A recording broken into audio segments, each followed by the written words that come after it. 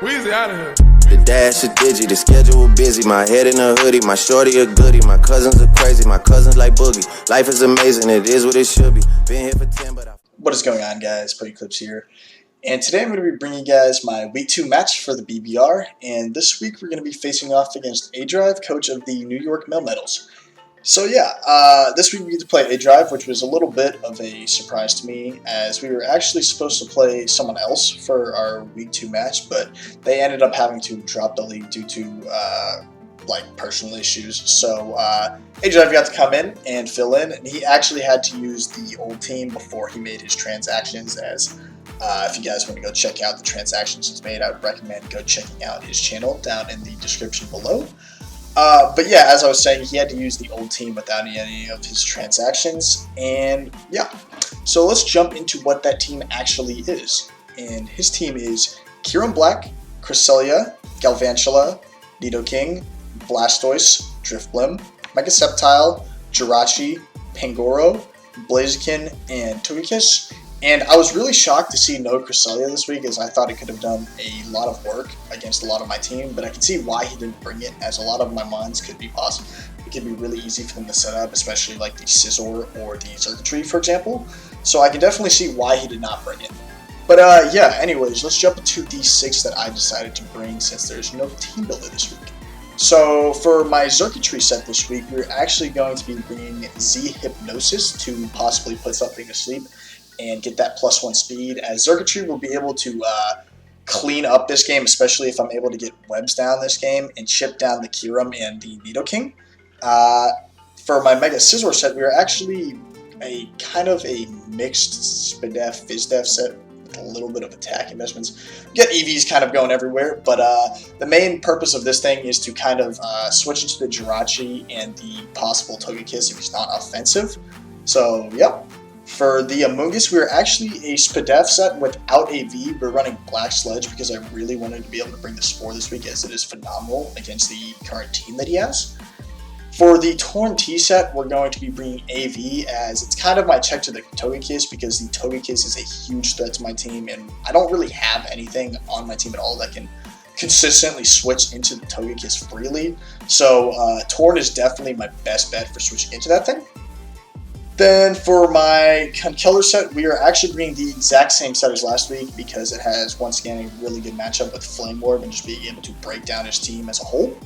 And last but not least, we're bringing a Araquanid set that is Splash Plate with Webs and Toxic. And that Toxic is mainly for that Blastoise, because I know that's going to be his check, and since he's going to be able to switch in pretty freely, I can't do much to him, and he'll be able to just spin away the webs. So yeah, we're packing the Toxic specifically for that Blastoise.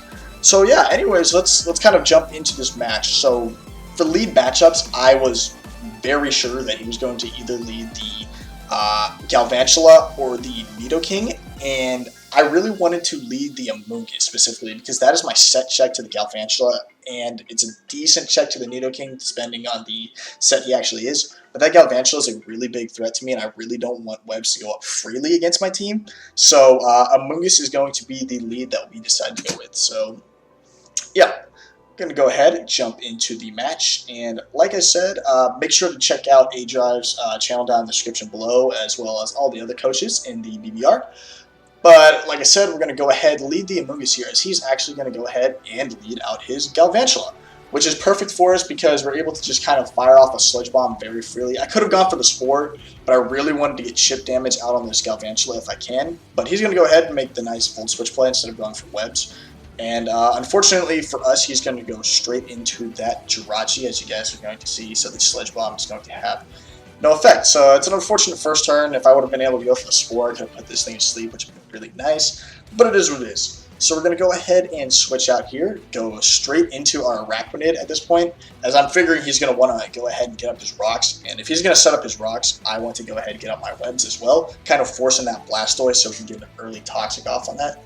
So that's exactly what we're going to do. He's going to go ahead and reveal the U-turn. So he's already shown Stealth Rock and U-turn, so I wasn't really sure what this set exactly was going to be.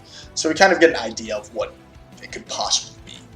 So I'm going to go ahead, throw up the webs, as I said right here, And I feel like this forces him to go for the Rapid Spin on the Blastoise. So I'm pretty free to just go ahead and click the Toxic, as this thing's likely not going to be able to do much back to me anyways.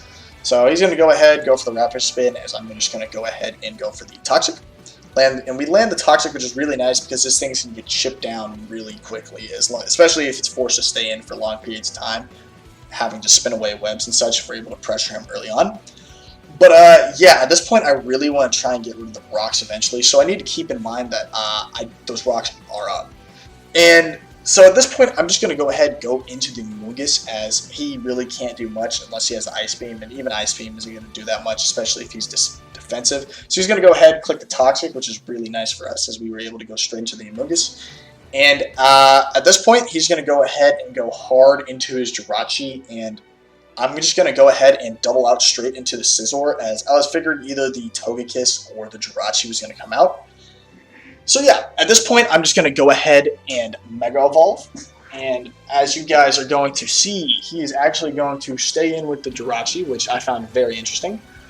But as you guys are going to see right here, he is going to go ahead and click the Body Slam, as he is going to go ahead and he's not going to do that much damage, but he is going to paralyze us, which is very unfortunate. But it's nice to know that he has this. So I'm going to go ahead and go for the U-turn, and I make a little bit of a misplay, or a very risky play. So I'm going to go ahead into the Tornadus. I really want to get rid of this thing's leftovers, if that's what it has, because I'm assuming it's a defensive variant from that damage. As you guys are going to see, he does leftovers.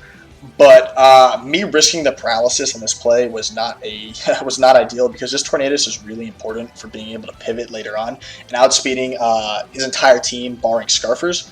So he's going to go ahead and go for the Body Slam, and he is going to paralyze us. So that was a huge misplay on my end. But at this point, I pretty much know his entire set, being Body Slam, Stealth Rocks, U-turn, and I'm figuring that last move is not going to be the Fire Punch, so I'm just figuring he's not going to be able to touch me. And as you guys are going to see, his final move is Wish, so I know that this thing cannot touch me. And like I said earlier, this is, I really want to get rid of these rocks, so that's exactly what I'm going to do right here, and go ahead and click the Defog, get rid of those rocks. And I'm figuring at this point, he's just going to want to go ahead and reset the rocks, so I'm going to go ahead and Roost here, since he can't really do much damage to me, especially since he's already paralyzed me. There's nothing to do. So as long as we don't get paralyzed here, we're in an okay situation.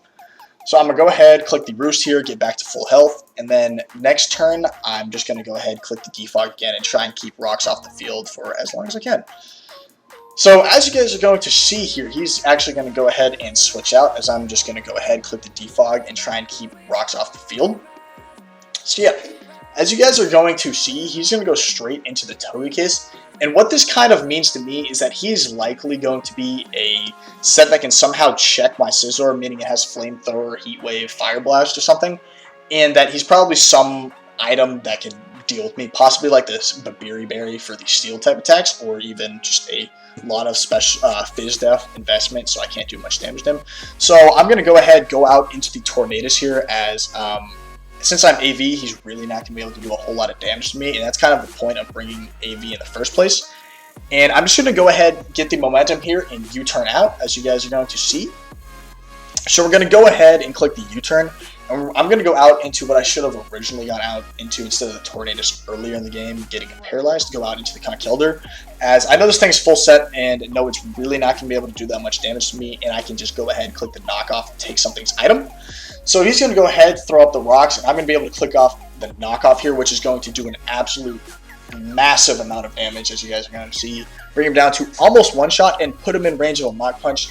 I kind of have like a 50-50 play here. I really don't want to risk him trying to get a Wish off, so I'm going to go ahead and click the Mach Punch here, and luckily he does stay in, sacking off the Jirachi, and that is actually going to give us the first kill of the game, which is really nice because that Jirachi could have been a real pain, especially with how much of a wall it is for my team, so it's really nice to be able to get rid of that.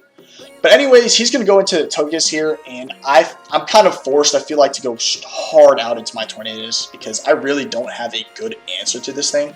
Like I said, an Assault Vest Togekiss, Tornadus is definitely the best thing I got. So he's going to go ahead, go for the Air Slash, and I really want to knock off this thing's BBR Berry, so that's exactly what I'm going to click the knockoff, as he's actually going to reveal the Nasty Plot, which is very unfortunate to me, because I do not have great answers to this. As you guys are going to see, I'm going to get paralyzed, which is very unfortunate. And I'm just going to go ahead and stay in, try to sack this thing off, which is exactly what I'm going to do. But as you guys are going to see, I'm going to live on 19 health, click the knockoff, and get rid of this thing's BBR, which is really nice. And that paralysis isn't really the end of the world, but it was unfortunate because I could have also been able to click either a U-turn or a Hurricane there and just either get momentum or just get a lot of damage off of a Togekiss, which is what I really need.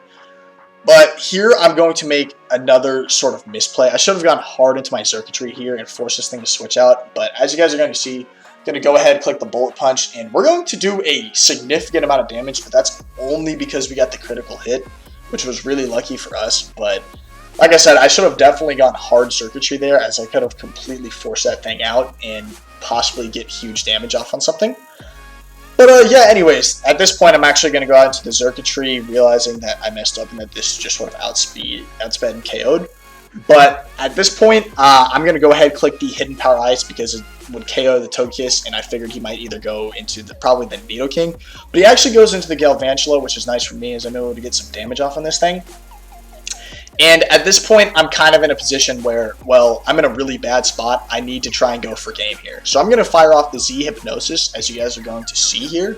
And as long as his Nidoking isn't Scarfed, because as you see, he's going to go into the Kyurem, which is really nice for me because this is the other thing that could have outsped me if it was possible Scarf, which I was imagining that it was. But I'm going to go ahead, fire off the Z Hypnosis here, and as long as his Nidoking isn't Scarfed, there's a good chance we can win this game as long as his Galvantula cannot KO us if he's Scarfed, because I don't really know what his set is currently, but I know he's not Life Orb. So I'm kind of figuring he's either Sash or Scarf. But yeah, so I'm going to go ahead. We are going to land the Hypnosis, get the +1 speed boost. I'm going to go ahead and set up my Tail Globe. And this is a crucial moment in the game, as you guys can see, this next turn. Or not this next turn, or yeah. Because if he wakes up, he's going to be able to KO me with the Earth Power, Ice Beam, whatever he really wants to click. And I'm not going to be able to OHKO him with this first hit. So I'm going to go ahead, click the Thunderbolt. It's going to do about half. As you guys are going to see, he's going to wake up. And this is pretty much going to like put us in a position where we can't really win this game anymore. So he's going to go ahead, click the Earth Power, get the KO. It was a little bit unfortunate, but I was also lucky enough to get the critical hit earlier in the game, as well as land Hypnosis in the first place, which is only like a 60% chance. So it's not a very good odds. But I'm going to go hard into the Conkeldurr, and I'm going to make the read, just go ahead and click the, I believe I just go ahead and click the Lock Punch here, just to get damage off of this Blastoise. But as you guys can see, he's Rocky Helmet, which is a really nice bring on his end, especially if you wanted to check that Araquanid. So yeah, I really like that bring on the defensive Blastoise. But at this point, I'm just going to switch out. I see no reason to not just go hard into the Amoonguss. So yep, that's exactly what we're going to do. He's going to go ahead and click the Scald, and he, as you guys are going to see, he's going to get the burn, but at this point, it doesn't really matter, because the game's pretty much over at this point. I might be able to bring back a differential point or two, which is really what I'm aiming to do. So I'm just going to go ahead and click the Spore here, hoping he's going to go out into the Kyurem Black, possibly, or, because I'm figuring he's going to switch out, because he isn't going to want to sack the differential point for no reason. So I just went ahead and clicked the Spore, and he made a really nice play going hard into the Galvantula, as this thing had already done its job pretty much. And yeah, going to go ahead and click the Spore here, as he's going to go to sleep, and yeah. So at this point, he has no reason to really stay in at this point. So he's going to go ahead and switch out and go hard into his Reptar, which is his Nidoking, and that was a really nice play on his end because I have nothing I can really do to this thing. So I'm going to go ahead and click the Sludge Bomb, and that did absolutely nothing. So yeah, at this point I'm just going to go ahead, stay in, try and chip this thing down as much as I can. So I'm going to go ahead and reveal that I actually have the Giga Drain. So he's going to go for the Ice Beam. He's going to do a decent amount of damage, but it definitely shows that he isn't Life Orb, which is really nice to know. Or it would have been nice to know earlier, but I actually went and talked to him after the game. He was actually Assault Vest, which was a really cool bring on his end, actually. I did not expect Assault Vest Nidoking to come in this game. But yeah, so pretty much he's just going to switch out here and go straight into the Kyurem, which was a really nice play on his end because what's it called? Oh yeah, the Giga Drain is going to do absolutely nothing to this thing. He's just able to freely claim a kill here. So I'm just going to go ahead, sack off my Amoonguss at this point, as it's not really going to do anything else. So yeah, I mean, it was a pretty fun game. It really came down to that Xurkitree play, or the Xurkitree wake up or not. And I think if he would have stayed asleep and I was able to get the KO there, I had a chance at winning that game. I'm not 100% sure on what the odds were for him to actually get the KO with the Scarf Galvantula, which I actually talked to him after the game. He was Scarf, and he would have been able to possibly KO. It would have been a roll, but I'm not exactly sure 100% what the odds were. But yeah, anyways, as you guys are going to see, we are going to be able to lower the differential by 1 point here, as I actually made the read and went hard for the Drain Punch, predicting something to come in, which is really nice as we were able to claim the Galvantula. But yeah, as I was saying, it also would have come down to if the Nidoking could have lived a Hidden Power Ice, because that is what I had from the Xurkitree. So it really would have come down to that, and I'm not 100% sure that we could have won, but it definitely would have been a lot closer game, very different. But yeah, so he's going to go ahead and click the Air Slash, which as long as he landed there, he would have won the game, which he did. So, because the Conkeldurr had a chance to run through his team if I was able to get the damage off there. So that is what it is, but the odds are definitely that he's going to hit that move. Anyways, he's going to go ahead, click the Air Slash here, and that is going to pretty much wrap up this game. I want to go ahead and say GG to A-Drive. I really enjoyed this game. It was a lot of fun, and the outcome definitely could have been different, like I said, based on the Xurkitree. But he brought some really nice sets this week, and yeah, I really enjoyed the match. And hopefully, if I'm able to make the playoffs, we will get to play again. So yeah, I'll be back probably uploading this Saturday, since I'm a little bit behind because I just came back from vacation and such. Uploading our match against Shayquaza. So I will see you guys then.